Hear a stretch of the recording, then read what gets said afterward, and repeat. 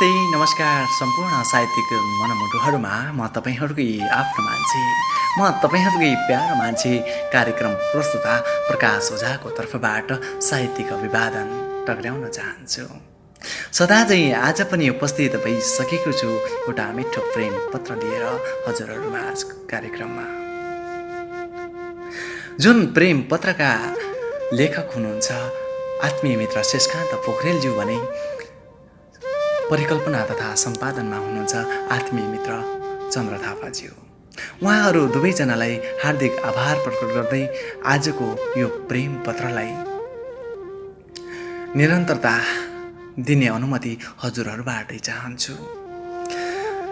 र मित्र शेषकान्त पोखरेलज्यूले लेख्नुभएको यो कारुणिक मार्मिक र समय सान्दर्भिक प्रेम कथा यसरी सुरु हुन्छ।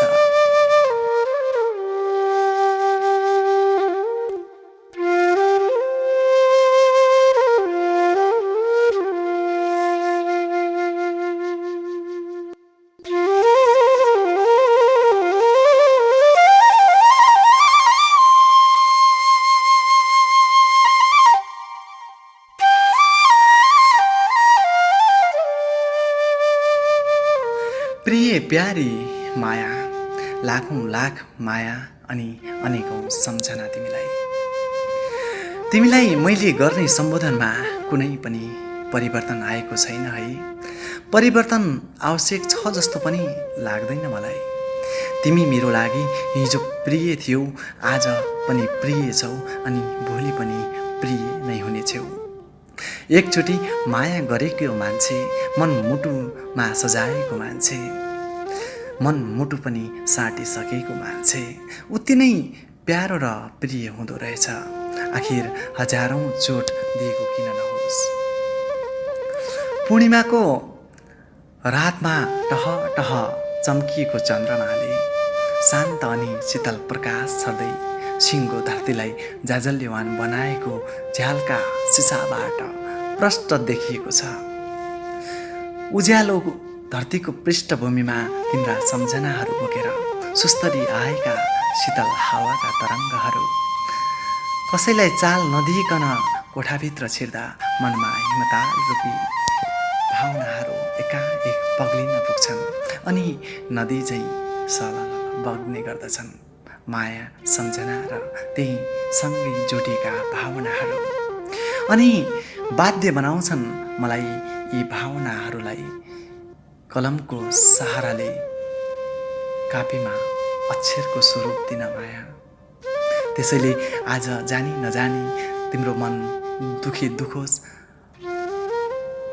या म प्रति माया पलाओस् भन्ने उद्देश्यका साथ यो प्रेम पत्र लेख्दैछु। प्रिय, अब त म पनि गाउँघरको मेलापातमा कहलीको लाठे भएको छु।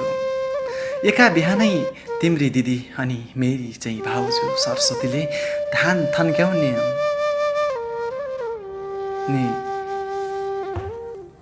कुरामा मलाई बोलाउनु भयो। प्रष्ट खुलेको निलो आकाश, कलकल गर्दै बगेको निर्मल खोला, सुस्तरी चलेको बतास, हुल बनाएर आकाशमा विचरण गरिरहेका चराहरूको समूह, वरपर देखिएका हरियाली डाँडा पाखा, धान पाकेर पहेलीपुर बनेको बेसी अनि त्यही पाकेको धान थन्क्याउन व्यस्त मानिसहरूको बीचमा दिनभरि काम गरिरहँदा यो मनको मझेरीमा भने तिमी मात्र आइरह्यौ। अनेकौँ सम्झनाहरू लिएर, लाखौँ लाख कल्पनाहरू बोकेर अनि मायाको घुम्टो ओढेर लाग्थ्यो खेतका प्रत्येक गरा अनि आलीहरूले तिम्रा यादहरूलाई अझै ताजै बनाउँदैछन्। आखिर नगराउन् पनि कसरी। त्यही खेतको रोपाइँ त थियो जसले हामी मिलनमा परिणत भएका थियौँ, जहाँ हाम्रो मिलन भएको थियो। पिरतीको डोरी बाट्न सहयोग गराएको थियो अनि खैके गराएको थियो। यति धेरै कुराहरूको साक्षी बनेको यो खेतलाई यति जाबो यादहरूले कहाँ अगाउँथे र म। अनि यो सबै कुराको साक्षी बनेको यो खेतलाई यति जाबो यादहरू दिलाउने अधिकार पनि छैन होला त मामा।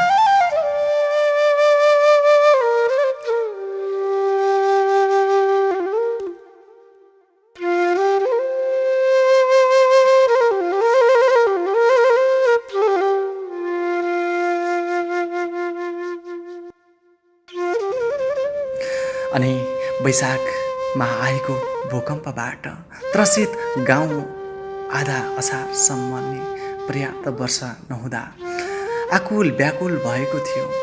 म पनि कक्षा 11को परीक्षा सकेर गाउँ फर्किएको थिएँ।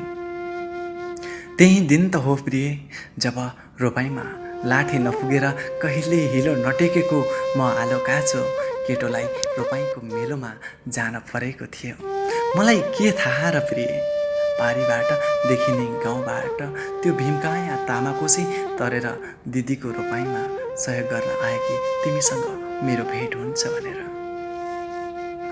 अनि के थाहा हामी एक अर्काको मायाको सागरमा यसरी चुर्लुम्मै डुब्छौँ भनेर।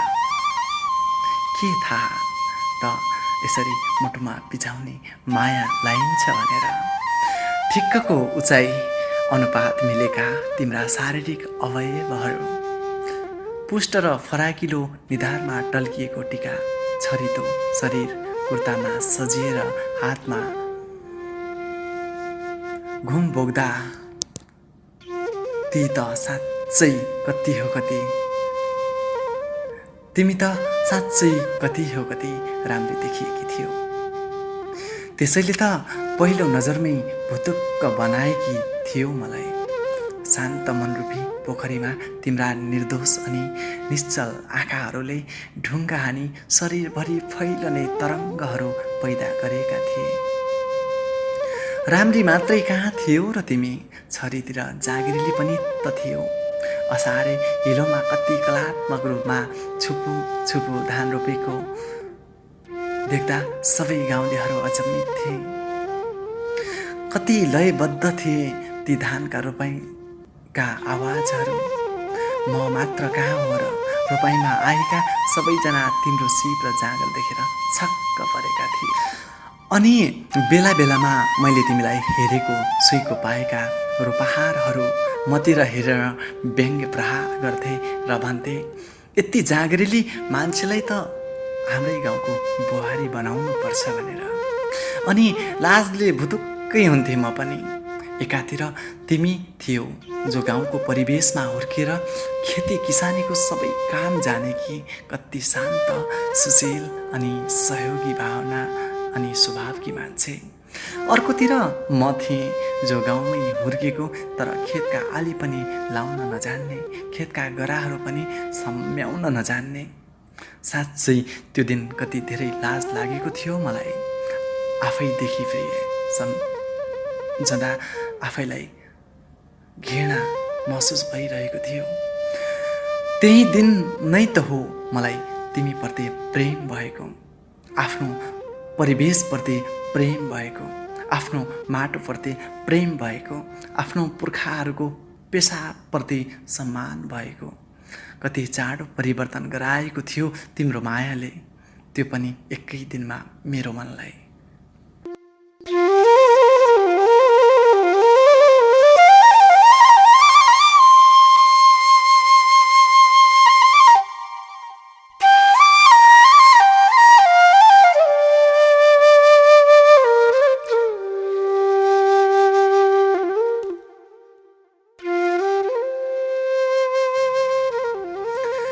अनि विगतका रोपाइँमा मेरो काम घरमा बसेर घर कुर्ने र वर्षे बिदाको गृह कार्य गर्ने हुन्थ्यो। किताबसँग खेलेर किताबमै निधाउने बानी बस्दा मैले आफ्नो परिवेश, माटो र पेसा नै पचिन्न सकेको रहेनछु। बुवाले मजदुरी गरेरै भए पनि मिठो खुवाउनु भयो। आमाले फाटेको चोली लगाएर भए नि हामीलाई राम्रो लाउन दिनुभयो र यसैको सुखमा मातिएर म त झन्डै आफ्नो माटोसँग पो टाढा भएको महसुस भइरहेको छ। तर तिमी नै थियौ प्रिय मलाई आफ्नो माटोको सामिम्यमा पुगाउने। खै तिमीलाई सम्झना छ कि छैन? त्यही दिन नै तिमीबाट प्रेरित भएर कति मिलेका आली लगाएको थिएँ। कति राम्ररी सम्याएको थिएँ खेतका गराहरू, अनि कति पङ्क्तिबद्ध बनाएर रोपेकी थियौ धानको बेर्नाहरू तिमीले। जसरी हामीले रोप्न सुरु गरेका थियौँ मायाका बीजहरू, अनि मौका मिल्ना साथ कति धेरै पटक जुधाएका थियौँ यी कोमल रूपी आँखाका नयनहरू, अनि व्यक्त गरेका थियौँ न्यानो र निश्चल माया। खै कसरी भनौँ त्यो दिनको खुसी, मन त साँच्चै गगन छुन उडेको थियो। तिमीले त एकादशीको मेलामा कैलाश पर्वतबाट अनेकौं सङ्घर्ष पार गर्दै आएकी पवित्र तामाकोसीलाई छुँदै मायाको कसम खाएको, कहिले नछुट्टिने प्रण गरेको, अनि नदीको किनारमा सँगै रमाएको र हाम्रो मायाको लागि हामीले फुल तारेको पनि बिर्सियो होला अघि। गरेका बाचाहरू पनि भुल्यो होला, फेरि काठमाडौँ, चरीकोट र जिरी बजारमा लुकी लुकी भेटेर माया अभिव्यक्त गरेको पनि बिर्सियो होला, होइन र?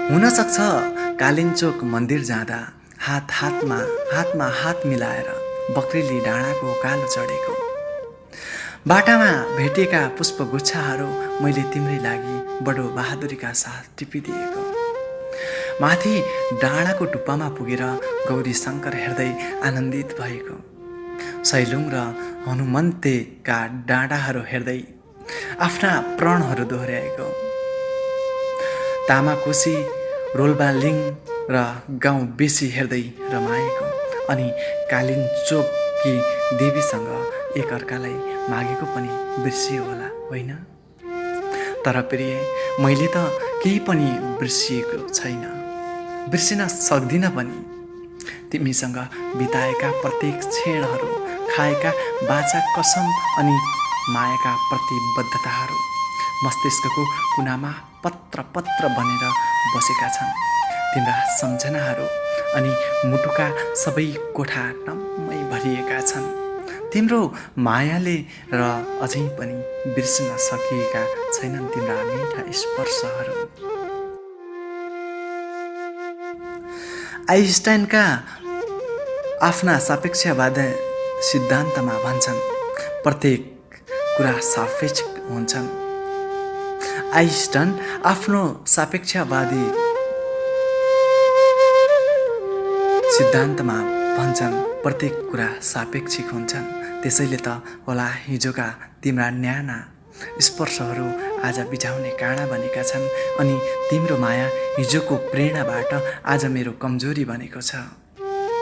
बडो अचम्मको छ यो मानव मस्तिष्क पनि। न सम्झिनु पर्ने कुरा सजिलै सम्झिन्छ, न बिर्सनु पर्ने कुरा बिर्सिन्छ। यदि दिमाग र मुटुको जिद्दीले नै त दिएको धोका सबै उत्तिकै ताजा छन्, र तिनै ताजा सम्झनाहरू बिजाउने सुइला बनेका छन्, र त घोज्छन् घरिघरि मनमुटुमा च्वास्स पारेर। आज 2 महिना बितेछ तिमीले छोडेर गएको। आज 2 महिना बितेछ तिमीले छोडेर गएको। तिमी अर्कैकी भएको, मायाका प्रण अनि बाचाहरू तोडेकी।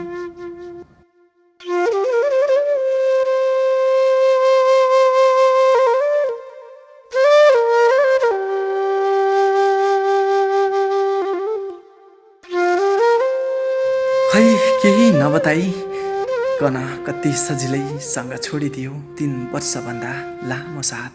म त अचानकको चट्याङ लागेर घायल जस्तै भएको छु। तिम्रो वैवाहिक सम्बन्धको बारेमा सुन्दा भन न रिङटा चलेर भुइँमा ढल्न पुगेको छु। धरती भाँसिएको आभास भएको थियो, अनि तिरमिराएका थिए आँखाहरू र भक्कानो फुटाएर पहिलोपटक रोएको थिएँ जीवनमा। थाहा भएन किन केही भनिनौ पहिले, आखिर चोट नै दिनु थियो भने किस्ता किस्तामा दिएको भए पनि त हुने थियो। खै के गलत गरेको थिएँ र मैले। तिम्रो परिवार गलत थियो वा समाज? कमजोर आर्थिक धरातलमा रहेको परिवारको छोरीको छिटो विवाह गरिदिनुपर्ने बाध्यता गलत थियो वा छोरीलाई धेरै पढाउने नहुने सोच? मैले छुट्याउन सकिनँ, छुट्याउने आवश्यकता महसुस नै गरिनँ, अब छुट्याउन पनि चाहदिनँ माया। र न्यायाधीश बनेर कसैलाई दोषी करार गर्न पनि त सक्दिनँ, किनकि मैले त आफूभन्दा बढी माया गरेको थिएँ तिमीलाई। जति नै भावनामा बहकिए पनि जीवन जिउनु त छ, आफ्नो वास्तविकता र धरातलमै फर्किनु पर्दो रहेछ। त्यसैले जसो तसो फेरि जिउन सिक्दैछु माया, तिम्रा यादहरूले दिएका पीडाहरू बेहोर्दै भए पनि। अरू त खै के भनौँ प्रिय, जिन्दगी फलोस् फुलोस्, फक्रियोस्, खुसी रहनु, सुखी रहनु, वैवाहिक जीवनको ढिलै भए पनि शुभकामना छ माया तिमीलाई। अनि कुनै चिन्ता नगर्नु मेरो, तिमीप्रतिको मेरो मायामा कुनै गिरावट पनि आएको छैन। मैले तिम्रा सम्झनाहरू र स्पर्शहरू रत्तिभरि बिर्सेको छैन, अनि खाएका कसम र गरेका बाचाहरू पनि तोडेको छैन। कमसेकम तिमीले तोडे पनि। अनि तिमीप्रति धेरै गुनासो पनि गर्न चाहदिनँ म, न त रिस नै गर्न सक्छु।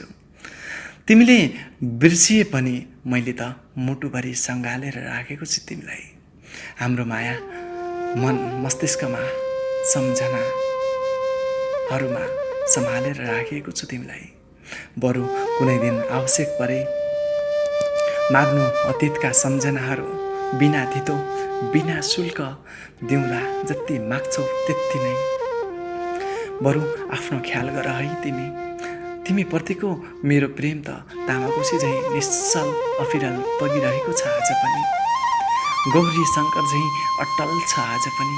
अनि बेकुनीमा बसन्त बुकी फुले झैँ बारेमास फुलिरहेको छ आज पनि, किनकि म पनि शिशिर योगी झैँ भन्छु, माया गर्नुको अर्थ सिउँदोमा सिन्दुर भर्नु मात्र होइन, तर सिउँदो पनि भर्न पाएँ सुनमा सुगन्ध हुन्थ्यो भन्ने मात्र हो, तर त्यो पनि सकिनँ।